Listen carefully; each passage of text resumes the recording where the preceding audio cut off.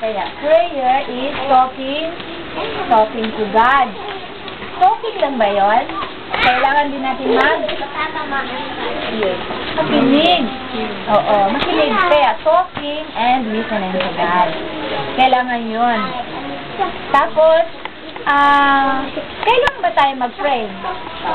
Kailan tayo mag-pray kung tayo mayroong problema? Ha? Kung tayo nagsisisi, saka pa tayo mag-pray, naalala si Lord. Yun. Prayer is very important sa ating buhay. Kasi yun nga yung communication, yun yung tayo nakipag-ugnayan sa Kanya. Yun, nakipag-ugnayan sa Lord. Lord, alam mo, sa umaga ito, napakasalamat ako talaga dahil nagising pa ako. Diba, may isang nausong yung bangungot. Ano kung binangungot ka? So, yan. So, you should always be thankful sa Panginoon. Say to the Lord kung anong nasa puso ninyo. Sabi nga, noon nga, alam mo, kasi I raised up na Katoliko,